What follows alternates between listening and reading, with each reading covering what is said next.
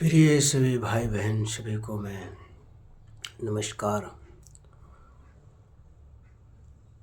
आज मैं एक वीडियो बना रहा हूँ उस विषय पर जो लोग कहते हैं कि हमें पानी में नहाने से हमारी पाप धुल जाता है। उसकी ये भ्रम है कि उसे पानी में नहाने से उसकी पाप धुल जाता है, क्योंकि पाप एक मिट्टी का धूल नहीं जिसे धोने से या तो उसे झाड़ने से झड़ जाएगा और पानी से धुल जाएगा। एक गायक ने गाया था, अनूप जलोटा, कि पाप भूमि से भारी है। यानी पाप का शब्द भले छोटा है लेकिन उसकी गुनाह जो है एक भूमि जो है उससे भी कई गुना वो भारी है। और ना ये किसी का पानी में नहाने से पाप धुल जाएगा, ना किसी का स्नान करने से, तीर्थ करने से ये पाप धुल जाएगा। ये पाप धुलने के लिए एक मार्ग है, एक सत्य है और एक जीवन है, जो उस पर मार्ग पर आपको चलना है, सत्य पर आपको रहना है और सही जीवन आपको जीना है। अगर आप सच में आपके मन में यह है कि मैं पापी हूँ और मुझे पाप धुल जाए, तो पानी में नहाने से कभी जीवन में नहीं धुलेगा। चाहे आप जीवन में कितना बार भी पानी में डुबकी लगा लो, कभी ये पाप धुलने वाला है ही नहीं। और पाप अगर आपका जीवन से चाहते हो कि मेरे जीवन से पाप नहीं रहे और मैं पाप में अपना जीवन नहीं जीऊँ, तो उस मार्ग पर चलना है, उस सत्य पर चलना है और उस जीवन को जीना है। आइए मैं बताता हूँ। एक तू अपने पिता और अपनी माता का आदर करना। जो व्यक्ति अपने माता और पिता को आदर और सम्मान नहीं करता वो पापी है, वो पाप कर चुका है। क्योंकि माता और पिता को जो छोड़ देता है वो पाप कर चुका है। और जो व्यक्ति अपनी माँ और बाप का आदर और सम्मान करता है तो समझ लो कि वो अपना जीवन में सही मार्ग पर चल रहा है। दूसरी बात, तू खून ना करना। तू किसी भी इंसान को खून नहीं करना। अगर जो व्यक्ति किसी इंसान को खून कर रहा है, खून बहा रहा है, तो वो पाप कर रहा है। आप जैसे आप अपने बारे सोचते वैसे दूसरे के बारे सोचो। तू बेविचार न करना। तू कभी भी किसी के ऊपर बेविचार न करना। किसी के विरोध में हम कोई ऐसे काम न करना कि उनकी जीवन में कष्ट हो। अगर किसी के लिए हम बेविचार करते हैं किसी के साथ में, तो जिसके साथ में हम बेविचार करते हैं उनकी मन में जो दुख होती है, जिनके अंदर से आंसू निकलते हैं, वो हमारे लिए पाप है। अगर हम ऐसा नहीं कर रहे हैं तो हम पाप नहीं कर रहे हैं। तू चोरी ना करना।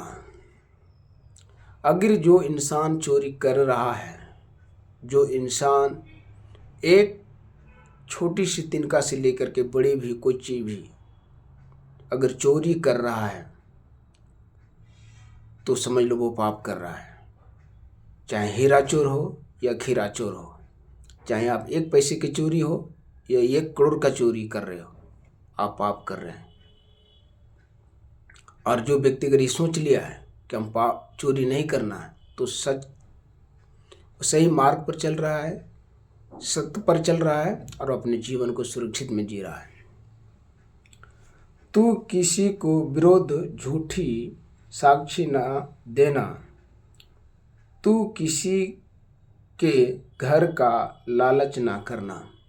अगर आप किसी के विरोध में झूठी बातें बोल बोल करके किसी को पीड़ा दे रहे हैं, किसी को सता रहे हैं, एक सच्चाई को दबाने के लिए लाखों झूठ बोल रहे हैं, तो आप पाप कर रहे हैं।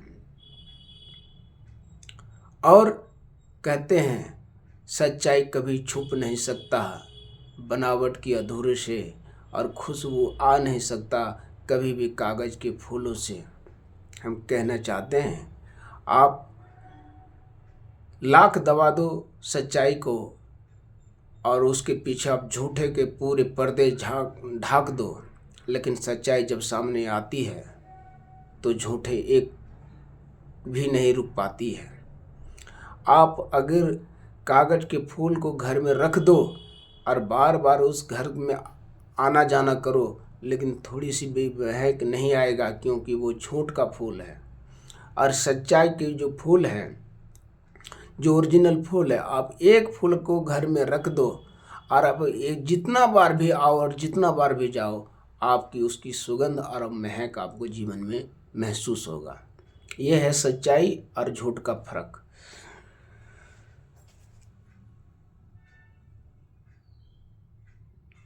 तो किसी की स्त्री का लालच ना करना और ना किसी के दास दासी का लालच या नहीं करना, किसी का घर का भी लालच नहीं करना। जो लोग किसी का घर का लालच करता है, किसी की दौलत का लालच करता है, तो वो समझ लो कि लालची पापी है। और कोई किसी औरत को लालच करता है, आजकल के ज़माने में हर लोग एक दूसरे औरत को पर लालच कर रहा है, और वो समझ लो कि अपने पाप का जीवन जी रहा है। अरे जो तुम्हारे पास है, जो तुम्हारे साथ है, उससे अपने जीवन जियो। तुम दूसरी औरत के पीछे क्यों भागते हो? दूसरी औरत के पीछे क्यों दीवाना होते हो? उसका जो है उसके पास रहने दो, जो तुम्हारा है तुम्हारे पास रहने दो। लेकिन इंसान क्या है कि हमेशा दूसरी औरत के पीछे लालच करता है। साथ ये मेरे साथ होता, काश ये मेरे जीवन में होता। और इस तरह से मन में पाप को बना करके, पाप में एक घर को बना करके तुम एक पाप का जीवन जी रहा है। और अगर आपको इंसान बनना है और इंसान के मार्ग पर चलना है, तो एक दूसरे से आपको प्रेम करना है। एक भाईचारा, इंसान को अपनी प्रेम में बांधना है। यही इंसान का मार्ग है और यही हमारे पाप से बचा सकता है।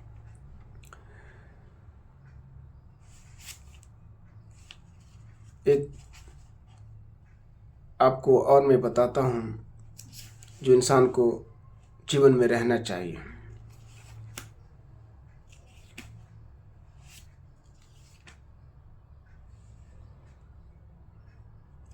प्रेम।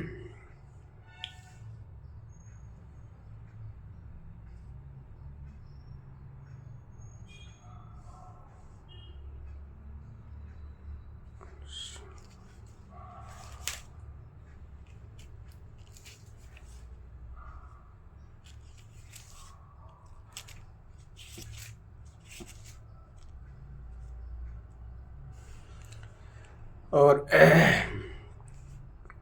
पर आत्मा का फल प्रेम है, आनंद है, शांति है, धीरज है, कृपा है, भलाई है, विश्वास है, नम्रता है और संयम है। ऐसे ऐसे काम के विरोध में कोई भी वस्तु व्यवस्था नहीं है। यानी ऐसे ऐसे काम अगर आपके जीवन में है, पर आत्मा का फल प्रेम है। आत्मा का सबसे पहला फल वो प्रेम है, जो प्रेम हर लोगों के बीच में होना चाहिए। जिसका अंदर में प्रेम है एक दूसरे के लिए, हर लोगों के लिए, वो कभी जीवन में पाप नहीं करेगा।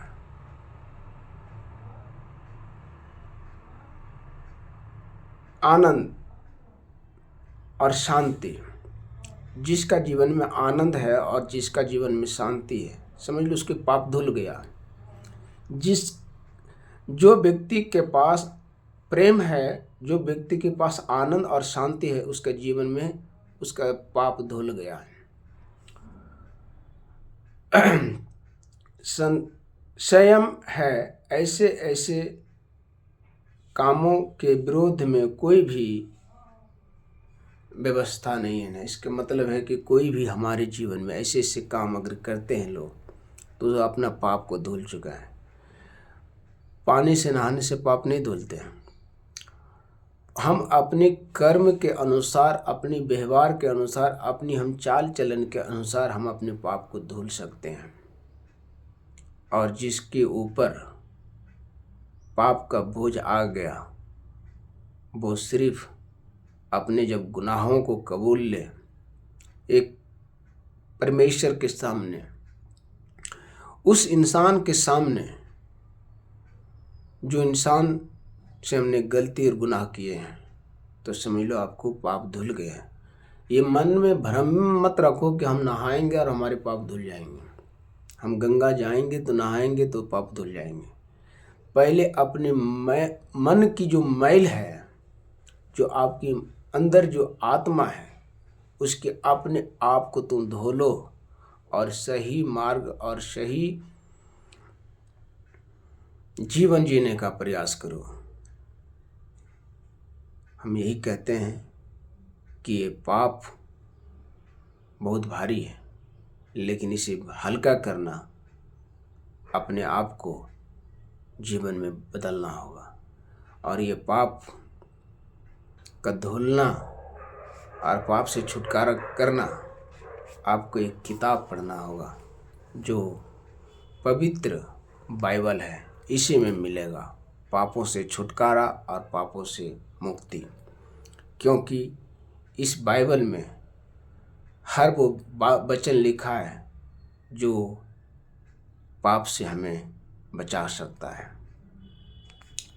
आज का वीडियो आप लोगों के लिए है, इसे सुनना और शेयर करना।